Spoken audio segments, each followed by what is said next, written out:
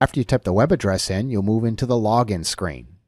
And there's a couple of different options here, whether you're using a public or shared computer or a private computer. So make sure you check the appropriate button here. And also you can use a lighter version of Outlook as well, less bells and whistles. Here's where your username and password will go, and that you'll get from the IT department, as well as here's your sign in button. After signing in, you'll be in Microsoft Web App. This looks a little different than the full version of Microsoft Outlook. Mainly you don't see the tabs or all the buttons up at the top of the screen. But this has a lot of different options. We just got to figure out where they are. So let's start with the navigation panel over here on the left side. You have favorites. You have your, in this case, Student 16. And it's showing me all my different folder locations, as well as the go-to menu down here where I have the mail, the calendar, the contacts, and the tasks. One of the features that have changed a little bit here is we're not going to see the little plus and minus for expanding and collapsing folder levels. Now we're going to see a little triangle up here. And if you notice this triangle right here, I'm going to click it and watch how the folders underneath that heading have disappeared. They're minimized. Click again, and they're going to expand. The same is true with your favorites, contacts, and so on. Now to find some of the tools that you may want to use and some of the options, take a look at these light blue words. And they're going to be all over the place. And as you click on them, some of them have drop downs. You're going to either navigate out to a location or you're going to get a menu of options. And in this case, if you look at it, I'm going to end up with some of the new options, such as a message or a meeting request. So if I grab the message button here, it's going to open up a new email message form. From here, I can go ahead and address it, and put in a subject, and of course something in the body here. You'll notice that we are a little bit limited on the tools, but we certainly have all the formatting tools that you probably need. Notice the blue links over here on the side, as well as the option link that we have here. And if I simply click on the to button, it will navigate out and show me my address book. And I can certainly double click and add somebody in either the to, the CC, or the BCC. Once I'm done, I would hit the OK button, and sure enough, there they are. After completing all this, I would hit the send button and send the email out. Also under the new button was the meeting request. And that simply opens up a meeting form. And in the meeting form, I can invite other attendees. I can go back to my global address list with any one of these links right here, put in a subject location and certainly some information down here as well, and set the date and time. When I'm done, I would hit the send button and send it out to those recipients. We have some delete options. We have the delete and the ignore conversation. The ignore conversation will delete the current email that you click on, but also anybody that replies or replies to all to that email will also end up in your deleted items. Your move allows you to move this particular email or selected emails to a particular folder or even copy it. Filtering is going to give me the option to go ahead and filter my emails a certain way. And view is going to show me a couple of neat things. I have group by conversations and I have a reading pane. Now group by conversations is actually going to group my emails. My sent and my inbox items are going to be under one location. So I'll be able to see the full conversation. I'll show you that in just a second. The reading pane is over here on the right. So here's my right reading pane. Here's a bottom reading pane. And we can certainly turn the reading pane off. As far as the conversations go, take a look at this little triangle right here. We know that this means that there's something collapsed here. And if I click on it, it will expand, showing me the emails that are under that particular heading or subject. To collapse it, I simply just click the triangle again. We also can change the way that we're viewing the email. Now we're doing conversations by date, so the latest up at the top, but by conversation. If I click on the drop down, you'll notice that I have other options such as subject, from. Size is a really great one to kind of manage those larger emails and try to move them off the Exchange server. Attachments as well is another big one that you might want to use.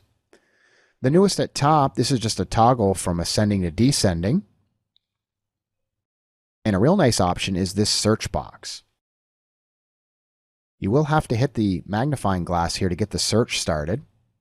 And I'm looking for an email with the word John in it. And it looks like I do have a couple of emails with the word John in it.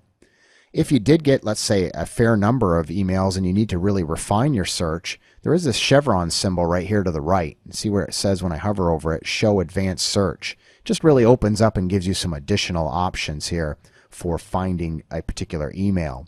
And you can collapse it by hitting the button again. The X will clear your search and restore your email back to what you had before. This is just a refresh, and we'll just check your emails if any new emails have come in. And moving over here, we're looking at this. Let me just go back to this email right here. If I need to reply or reply to all or forward it, you can see the buttons that I have here as well. And there are some different actions that I can take with this email as well by simply clicking on the Actions button. So you can see there's a fair number of options available here. A lot of these same options are available by simply just right-clicking in the particular email that you're interested in, the options that are available. We also have an Options button up here where we can set our automatic reply, we can create inbox rules, and we can see all of the options that are available, as well as select a theme.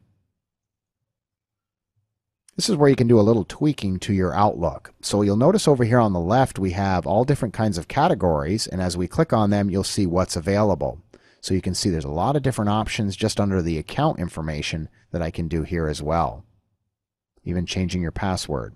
As I get into Organize Emails, you'll see that we can go into Inbox Rules, Automatic Replies, the Delivery Reports, and even Retention Policies. Groups will allow us to do some public group options. And Settings is where you can go in and make some changes to your email, maybe even your calendar as well.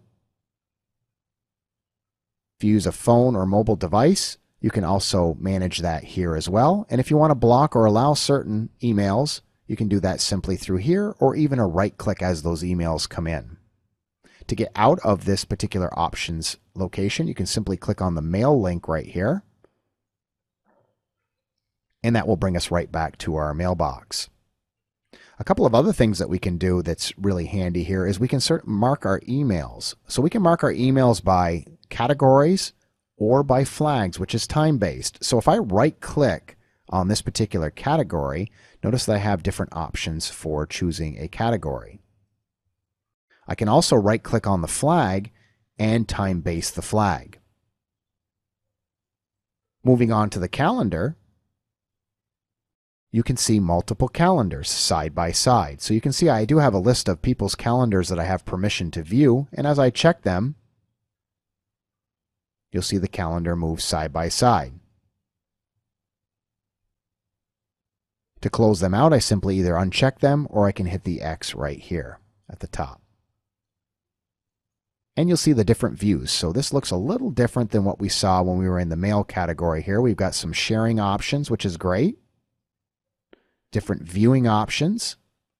And of course, calendar views here as well. Go to Today, delete, and create a new appointment or meeting request. As we move into the contacts, you will see the contacts that we have. And one of the things that you can do with contacts is not only create a single contact, but under the new drop-down, you can also create a group. This is a distribution list, or contact group is what they call it now. It's multiple email addresses under one name. It's very simple to create. You simply click on the button, put in the group name that'll be filed alphabetically, and just go out and find your members. And you can see right here that I could click on this link, which again will open up my global address list or my contact list and allow me to add any of those members very quickly. And when I'm done, I would just hit the Save and Close button. Under Tasks, you will be able to create a task. You've got New Task here, and the form is very similar to what we saw with the other forms as far as the Save and Close, and there's just a few fields that you need to fill in.